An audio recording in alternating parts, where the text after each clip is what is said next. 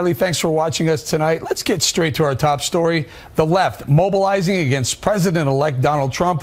New York City's far-left mayor Bill de Blasio today sent a battle warning to President-elect Trump, threatening legal action over Trump's rumored Muslim registry and pledging continued defiance on federal immigration law. If all Muslims are required to register, we will take legal action to block it. If the federal government wants our police officers to tear immigrant families apart, we will refuse to do it. If the federal government tries to deport law-abiding New Yorkers who have no representation, we will step in. With Mr. Trump's campaign pledges to punish sanctuary cities and to institute law and order policies, battle lines are quickly being drawn between the Trump administration and liberal big cities. Joining us now for reaction in Little Rock, Arkansas is Sarah Huckabee Sanders, who is a senior advisor to the Trump campaign. And here in studio, Michael Wildless, an immigration attorney who represents Melania Trump and a former prosecutor. Sarah, we'll start with you. So Donald Trump has said that he was going to be tough on immigration. We all knew that. When he says he's putting up Jeff Sessions, Senator Sessions, as an AG, he says he will continue to be tough on immigration. Why are the big city mayors like Bill de Blasio and Rahm Emanuel having such a hard time following federal law? Look, that's a question you'll have to ask them, because I think myself and the rest of the country are pretty baffled why any major city mayor would completely ignore federal law. That's not what they were elected to do. They don't have the authority to just completely ignore federal law. And frankly, they take in billions of dollars from federal grants that can be pulled back and taken away from them if they don't follow the law. And I think they need to be really careful about the situation they put their cities in by completely ignoring federal law and not doing what the president-elect and what the top law enforcement official, which will be Senator Jeff Sessions as Attorney General, are enforcing. Look, the law is there for a reason. We don't get to decide which ones we want to follow and which ones we don't.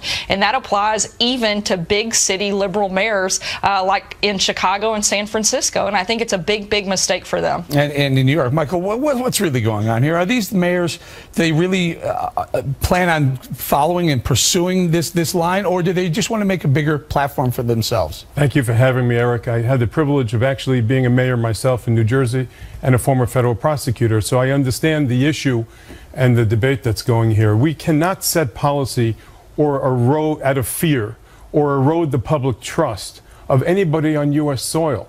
We have to make sure that we act competently when we respond here. We should be cultivating foreign nationals. We should be acting. What does that mean? If they break the law and come here, we should say you can stay? We should be acting to develop intelligence and to work with our community. Are we going to now start registering? Are we going to register Muslim citizens? Right, well, we'll get to registry in a second, but let's talk about the sanctuary city policy that some 300 municipalities around the country institute, where if you're caught and you're an illegal, you're not going to be turned over to ICE, immigration enforcement. We have a bifurcated system. Federal government handles immigration, local police handle local matters. The police cannot they don't have the forensic ability to enforce immigration laws, and they should be working to cultivate foreign nationals. Should a local police it's not their job. It's department the job. Turn over an illegal that they catch to ICE? That's the law. If somebody should they not do that? If they committed a very serious crime, it's up to the federal government to go get that individual. It's not the job for men in blue, ladies in blue, to start turning over police to from local communities. We're getting this wrong, Eric, and we can't afford to do this. Enforcement to enforce the law. It is the job of local law enforcement to actually enforce the law. This is the law. It's not like we're making things up and we've just decided we want this to happen. Were created during President Reagan's reign.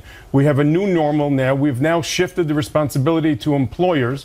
But the law hasn't changed. But the law is still the law. The vibrancy that the immigrant community has given, if you just take a few nautical miles from this studio, the Guatemalan and the El Salvadoran community in the South Bronx, we are not honoring that old age, that immigrant vitality, that DNA that has made America special. I don't think anyone, including Donald Trump, has ever said we shouldn't have immigrants into the United States. No, I think the policy is, yes, have a wide open immigrant policy, yet make it legal. We have to have law and order in this country. Without borders, without law and order, we are not a country. And we can't just decide to pick and choose which laws we want to follow, or we get just pure chaos. You have right now people living in fear. The precedent that these mayors are setting by ignoring the law is just, it's absurd. You cannot function as a country if you do not have law and order. I agree that we are a nation of law and we have to restore order. But you have people now living in fear. There are rabbis going into mosques to give people the assurance that what happened following 9/11, the NSEER's registration for non-immigrants is permitted by law and will be debated. But to take American citizens who are Muslim and then put them, nobody has said that we're going to take American citizens. Hold on, we're conflating two different stories here now. The other part of the segment that we teased up here was whether there should be a Muslim registry. Now, Chris Kobach, the Secretary of State of Kansas, who also met with Donald Trump, Sarah, is one who is in favor of a Muslim registry. Now, Donald Trump and the Trump administration has said, we're not necessarily going to look for all Muslims to register. That's not what they're looking for. That's not going to happen just because Chris Kobach said it. He's not the president-elect. Donald Trump is. Good. He is not putting in place a Muslim registry. What he said has been very clear. It's been very consistent, is that we're going to put a temporary hold on countries that have a problem with ISIS, like Syria, until we can vet people coming into our country better. The number one job of the president and the president-elect are to protect the citizens in America. We can't do that if we're allowing just open borders and we don't know who people are coming into our country. He's not saying we block everybody or that we block all Muslims, but that we have to have a process in place to vet these people coming into our country. We need to know why they're here, what they want to do here, and make sure that they're not looking to do something. Sarah, part of our duty here is to get this right, to make sure that we aren't going around in a Gestapo-like society and making lists of people that we don't want to have here. We can't afford, and we have to be smart and fair in the way we execute the laws. The laws are on the books and they should be respected. When a person comes into America illegally, they break the law. The ongoing retention or being on U.S. soil is not a continuous crime. We have to address this. Part of our homeland is at risk if we don't. You've just admitted that when you enter the country illegally, you've broken the law. But it's not, it doesn't go away. But it's not the NYPD. But it also doesn't go away once you spend. This isn't the game of tag where you're safe if you've been there for 5 minutes. Respectfully, you're wrong. Once you're on U.S. soil, you're entitled to the protections of the 14th Amendment. And you're not going to have the NYPD round up people because the federal government has a broken system. Federal law says if you're illegal and you're caught, you will go back to where you came from. Good luck taking 11 million people with 5,000 ICE agents. I'm not suggesting that's the answer. I'm simply saying that's what the law says. All right, I'm going to leave it right there. Sarah and Michael, thank you very much. Still to come, the battle brewing among Democrats over whether to give Donald Trump a chance in a moment. In the Impact segment tonight, the Trump administration is facing a possible showdown with the left, not just on the sanctuary cities issue, but on many of the president-elect's cabinet choices as well. How will all this play out? Joining us now from Washington, Katie Pavlich, a Fox News contributor, and in Boston, Marianne Marsh, a Democratic strategist. Marianne, I'm going to start with you. We just talked about Bill de Blasio saying we're going to protect our sanctuary city status. We heard Rahm Emanuel last week saying the exact same thing. This is in direct conflict with what President-elect Donald Trump has promised. Maybe even Jeff Sessions, if he is confirmed as the AG, he will go ahead and go after sanctuary cities. Your thought? Well, I mean, no one should be surprised that Donald Trump will do this because he said he would during the campaign. So that shouldn't be a surprise. What should be a surprise is it would put him at odds with national security officials, local law enforcement officials, and we tried it before and it didn't work. And I think that's the real issue here. If you're trying to make a political point or fix a problem, that's, I think, the real debate. And we know that Muslim registries and all of this doesn't work because immigration is broken. So fix the immigration problem, fix the immigration system writ large, then that addresses sanctuary cities and everything else. But when you have national security officials, local law enforcement, our allies abroad saying this hurts us, and we know it doesn't work, that's why we stopped it, why would you do it again? Katie, for a second, let's talk about that. So these big mayors, they say, we're going to do this is what we're going to do. You know what is really effective? When the funding slows down or stops. Then they tend to change their mind. Yeah, and I think that they will if Congress and Donald Trump decide they want to pull that funding during the next budget period. But I think we need to be very clear here about what the Trump administration is suggesting for these sanctuary cities. Nobody is suggesting that local law enforcement enforce immigration law. They're simply saying that they're going to come in with the federal government, with ICE, and do these raids that they absolutely have the authority to do. And with the funding, I find it interesting that these big city mayors are willing to put that funding at risk, which benefits their American citizens living in these cities, for the sake of, again, benefiting illegal immigrants who are living in these cities. And by the way, on the point of our allies overseas, and for example, people in Mexico, officials in Mexico saying that this is a bad idea. Of course I think it's a bad idea. Illegal immigrants send billions of dollars back to their home countries by working here in the United States. And so this isn't a matter of putting local law enforcement against their communities. This is simply the federal government saying, we have an illegal immigration issue. We are here to enforce our immigration policy, and federal agents have the capability and the power to go in and address the problem, whether these mayors like it or not. All right. I want to pivot a little bit because I said we were going to talk a little bit about some of the potential cabinet appointees under President-elect Donald Trump. Marianne, so a lot of people said that Donald Trump was one-sided. He was followed by white men. They got him elected, etc. I'm looking at over the weekend the people that he's seen. Tulsi Gabbard stands out for me today. Yesterday or Saturday or Sunday over the weekend, he saw Michelle Rhee, the Department of Education. He seems to be extending an olive branch to the left, to the other side. Well, we'll see, first of all, if he actually appoints any of them. And second of all, I wouldn't consider Michelle Rhee or Tulsi Gabbard the left at all. I mean, Tulsi Gabbard supports keeping Assad in place and continuing the bombing in Syria with the Russians. She's pretty controversial. Representative, however, nonetheless, right?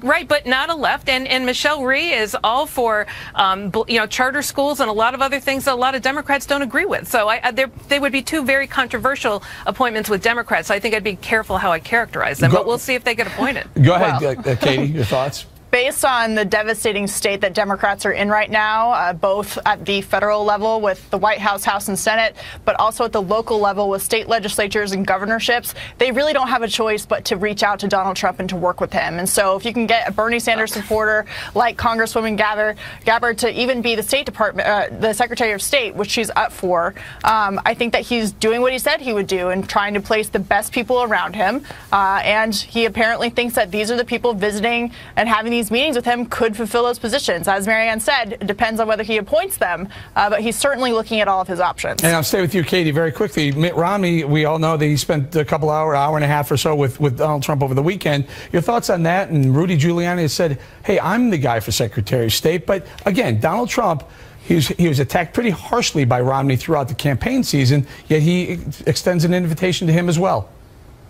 Well, I think Mitt Romney is well-versed in global affairs. Obviously, he talked about how he had a good discussion with Mr. Trump. But based on the pattern of behavior with the appointments to the loyalists, I think that Rudy Giuliani probably has a better chance of getting that position. Not to mention, I don't think that Mitt Romney could really reconcile his views on Russia with those that Donald Trump holds. So it's nice they had the meeting, but I'm not so sure that will work out. Final thought to Marianne.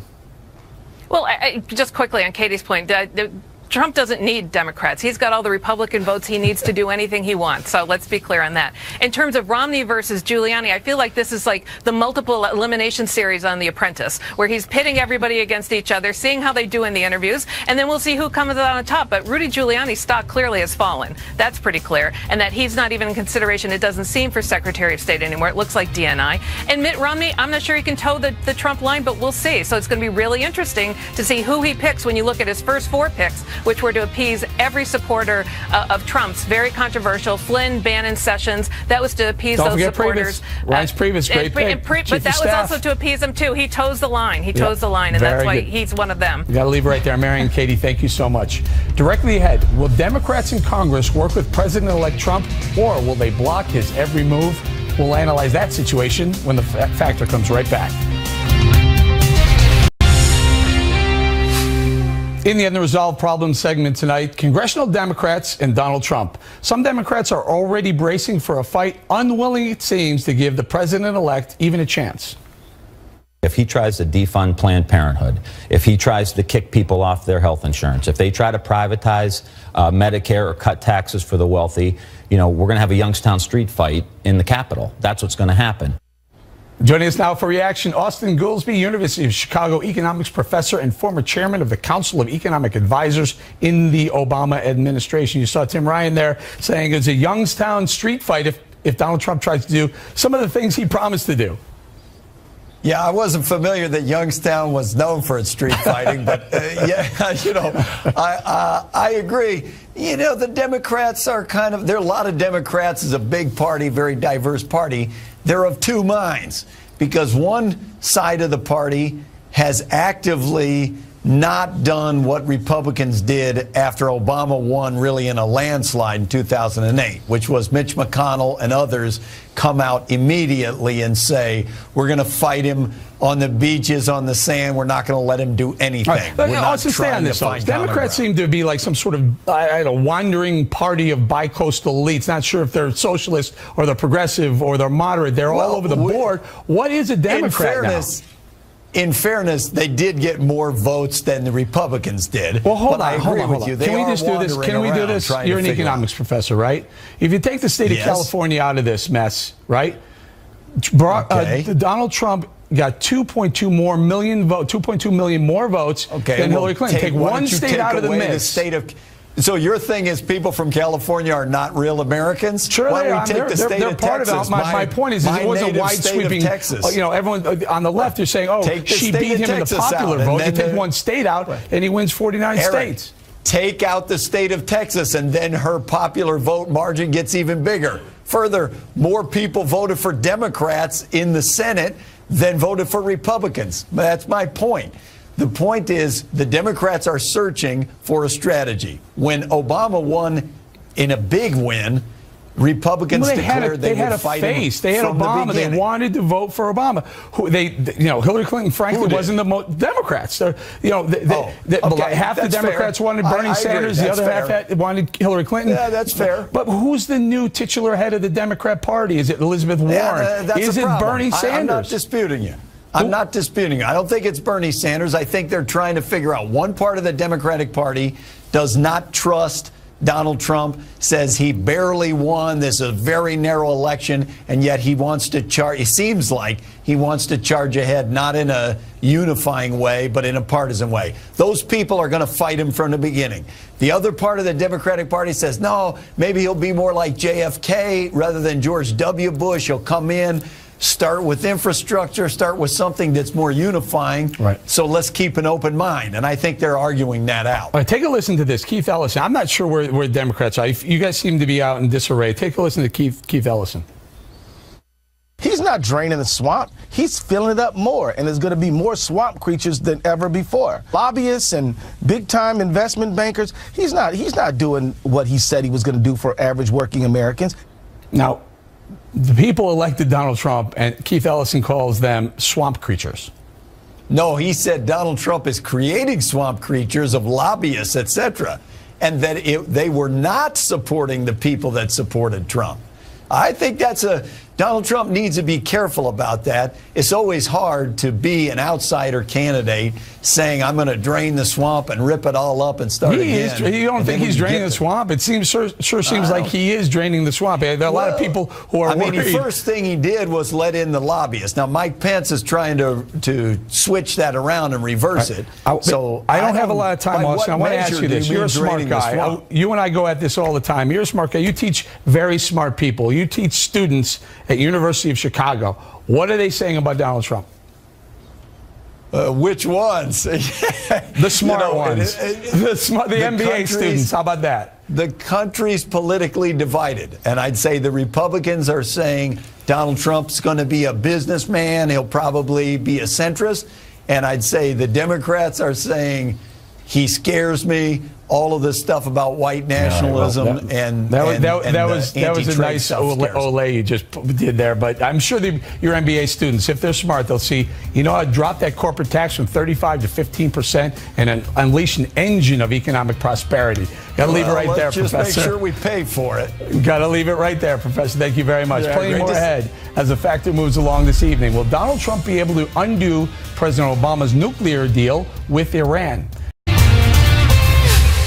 In the Factor follow-up segment tonight, President-elect Trump and the Iranian nuclear deal During the campaign, Mr. Trump laced into the Obama administration over that nuclear agreement. This is one of the worst deals ever made by any country in history. The deal with Iran will lead to nuclear problems. All they have to do is sit back 10 years. With much of Obama's foreign policy legacy hanging on the deal's success, the Wall Street Journal is reporting that his administration is considering measures to strengthen the agreement before Donald Trump takes over. Joining us now from Washington for analysis, Fox News strategic analyst Colonel Ralph Peters. Colonel, your thoughts on President Obama? He's got 59 days left, and he's going to go after one of the things that probably Donald Trump was highly regarded for, to break up that Iran nuclear deal. Your thoughts? Well, President Obama, and speaking without hyperbole, has been the most disastrous foreign policy president of my lifetime or yours, Eric. And now he's not thinking this through. He's so desperate, so fervently crazed to preserve this inept nuke deal with Iran. Again, he's not thinking it through. He's trying to box Trump in. And the problem is, he's going to be able to do it.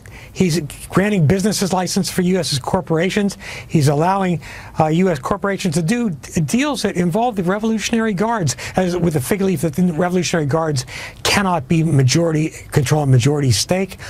He's lifted sanctions. The Europeans are not going to snap back in. That's a big one, Colonel. Well, He's looking to further lift sanctions so that you can do more dealings with Iran, but even before we even know if they're going to abide by their end of the agreement. Well, we know they're not abiding it. But here's the point. With Obama taking away the peaceful tools we have to influence Iran, sanctions, withholding licenses, trade in dollars, he is making it inevitable. This Mr. Nobel Peace Prize president is making it inevitable that we will wind up shooting at Iranians, and with the Iranians shooting at us. Military option is all Obama is leaving the next president, and with the Iranians running wild across the Middle East, destructive in every country, Syria, in Iraq, in Yemen, and elsewhere, in Lebanon, in Gaza, we have no options left but to pull triggers, and that's sad. You can always reinstitute the sanctions and maybe stop that cash flow that we promised them that we were handing over. Possibly too late. Let's move on to this other one. Take a look. Earlier we saw President Obama meeting with Vladimir Putin, Russian President Putin, and it was a bit of an icy exchange. The two of them kind of staring down each other a little bit. Your thoughts on whether or not a Donald Trump presidency will soften that, or I guess melt some of the ice between the two countries?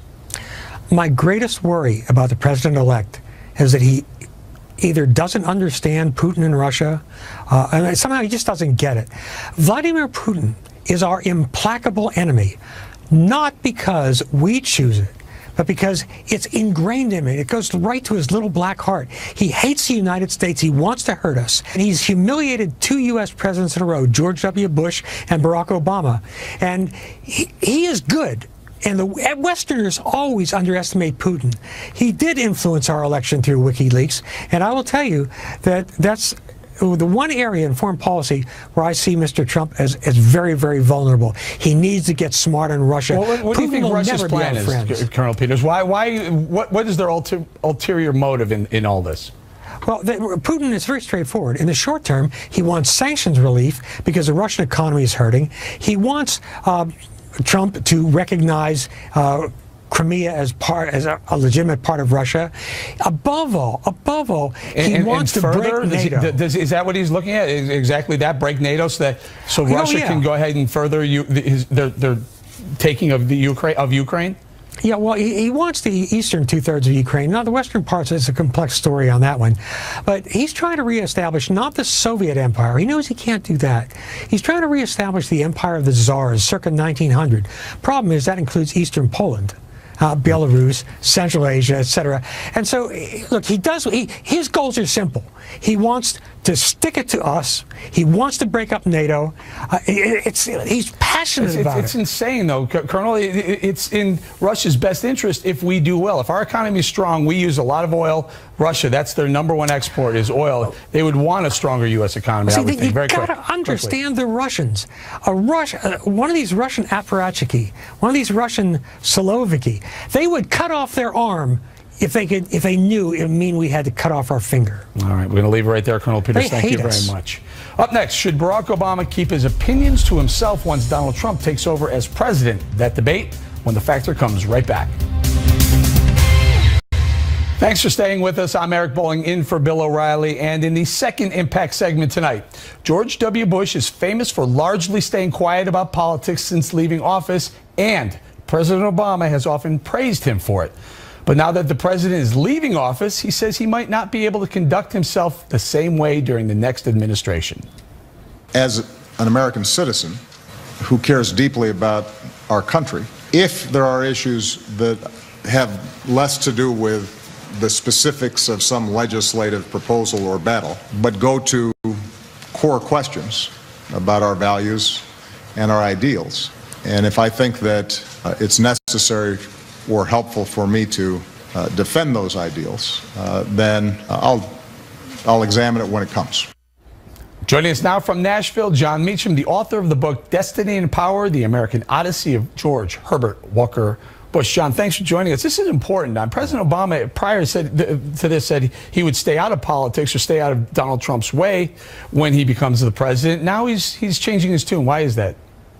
Well, with former presidents, less is more. They have an immense amount of capital, but if they spend it too quickly and too often, it depletes pretty fast. And so I think what he's saying is, there may be moments where he has to say something, but he knows Obama is a very careful student of history. He has appreciated George W. Bush. He studied George H.W. Bush pretty closely as well. And I think in both those cases, you had, in the Bush example, former presidents who stayed out of the way, not because they didn't believe strongly about what was happening, but because they think that second-guessing a sitting president from a former president's position is ultimately corrosive to the republic in some ways. John, you talked about George H.W. Bush. You talked about George Bush staying out of the way.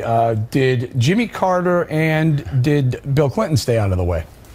Well, Jimmy Carter wrote a letter to the members of the UN Security Council during the first Gulf War, asking them to vote against George H.W. Bush's proposal. So no is the answer there. And President Clinton is, as ever, his own category. Remember, he was so involved in the 2012 campaign. There were moments, you'll remember, where it seemed as though Obama had actually hired Clinton as kind of a defense lawyer. So it sounds like, can I summarize saying in the last, I don't know, 20 or 25 years or so, the former Democrat presidents get involved and the Republicans seem to stay out of it? That has been the pattern in the last quarter century, as you say. Our friends Michael Duffy and Nancy Gibbs wrote a wonderful book called The President's Club, which is about these complicated relationships between former presidents. I think the great model really is Eisenhower, who was not a big fan of Jack Kennedy's. Jack Kennedy was not a big fan of his. But when Kennedy got in trouble at the Bay of Pigs, he reached out to Eisenhower. Eisenhower quietly came to Camp David and gave counsel. I suspect that's what Obama is hoping for. It's been speculated that in some ways he's keeping a channel open to Trump to see whether Trump might in fact reach out to him, perhaps privately. All right, John, you wrote a book about Andrew Jackson, and Steve Bannon, Donald Trump's right-hand man, his advisor, senior advisor, has compared Donald Trump to Andrew Jackson. Is that a fair comparison? You know, I don't think so. I think it's Jacksonianism. I mean, the idea of a populist movement of people rising up against the entrenched interests. Clearly, that's happening now. Clearly, that happened in the 1820s under Jackson. But Jackson was a judge. He was a senator. He was a general. He came out of a more conventional political world than Trump has. And in some ways, therefore, Trump's populist appeal is in some ways even more authentic than Andrew Jackson's was. Would it be fair to compare Trump to Ronald Reagan? I don't think so, because Reagan spent an enormous amount. He spent the whole decade of the 50s reading, working on issues as a spokesman for GE. He spent 8 years as governor of California. You can disagree with Ronald Reagan on a lot of things, but he had a great deal of specific policy knowledge. And Trump, by his own admission, as you know, has said that he is an intuitive player. He's a gut player. Ronald Reagan was working from a set of ideas, an ideological creed. And Trump is, I think, if anything, quite non-ideological. All right, send me off on homework because I have no more time. But is there a former president that we can compare Trump to? Just give me a name and we got to go. Your thoughts? Well, I think, at least with the hair, I guess I'll give you Jackson. But that may be where it stops. So he's unique. He's a unique entity. All right, John, thank you very much. A quick footnote. Bill's new children's book he co-authored with James Patterson called Give Please a Chance is in stores today. The book is an instant classic and is an outstanding Christmas gift for kids. James Patterson discusses the book on the latest episode of the Contributing Factor podcast, which you can check out on BillO'Reilly.com and iTunes. And Bill's history book, Killing the Rising Sun, remains the #1 book in the country, and you can get it for free if you sign up for a premium membership on BillO'Reilly.com. When we come right back, Donald Trump spells out his legislative priorities in a brand new video. Right back with that. In the personal story segment tonight, late today, President-elect Trump released a brand new video laying out some of his legislative priorities, including his plan to withdraw from the Trans-Pacific Partnership Trade Agreement, cut energy regulations, and protect against cyber attacks. Joining us now for reaction from Boston is Adriana Cohen, a columnist with the Boston Herald, and from Atlanta, Robin Biro, a Democratic strategist. I'll start with you, Robin. Your thoughts. Now, a lot of this, these ideas, these are things that President-elect Trump had as candidate-elect Trump. Any issues with any of the items, infrastructure, releasing energy, making energy jobs more important, jobs, cybersecurity, your thoughts? Yeah, actually, yes. I'm actually pleased with this announcement, and I agree with what Chuck Schumer just said, that these are things that the Democratic Party can work with him on. We have these same interests in common, and we will be glad to work on especially infrastructure improvements. We're all for that, and I'm pleased to see this, and I do see a way ahead where we can work together. Adriana, I also noticed that Donald Trump, President-elect Donald Trump, promised to drain the swamp, continue to drain the swamp with a lifetime ban on lobbyists lobbying for foreign governments once you leave the administration.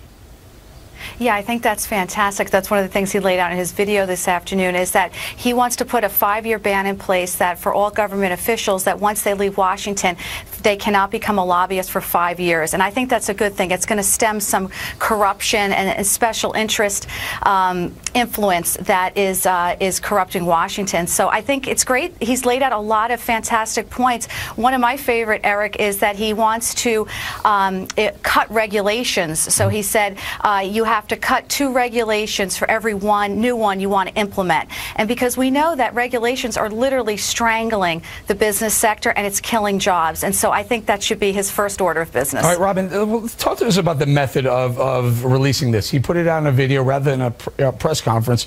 I'm guessing the left is going to have a problem with that. You know, I really don't think so. He is the change candidate. I'm kind of glad to see that he did something different. And, you know, like I said, we're willing to work with him on issues that we had that are of similar interest. These are all issues that Hillary Clinton herself was all for, and President Obama himself walked back TPP just recently. So, you know, there, like I said, there are some things that we can work with. I and the Democratic Party, of course, want to see the country succeed. So okay, go ahead, Rob. I'm sorry, Adriana, your thoughts on the format, the video versus a press conference? I think it's fantastic. You know, however he can effectively get his message across is a good thing, and this is going to work. I like this better than him tweeting it out. I think a video is great. And I like the fact that he's going to address cybersecurity, because we know that terrorists are actively targeting our critical infrastructure. And so can you imagine, God forbid, a 9/11 in the dark, where we're dealing with that with the lights off, or the Boston Marathon attack and you have no power and it happens in the dead of the winter? This is a nightmare scenario that that could happen in our future. We need to take it very seriously. And President Obama, I don't believe, did enough to address protecting us from cyber terrorism. And so I hope that Donald Trump gets very serious. They are considering all the threats we face with ISIS and North Korea, etc. And so I think he's off to a great start. He also obviously needs to address immigration. That was a big part of his that was another one. I only have about 15 seconds, Robin. Your thoughts? He was very extensive on immigration as well in this. Yes, there's really no changes from anything that he said prior on immigration, so this is a continuation of what he said.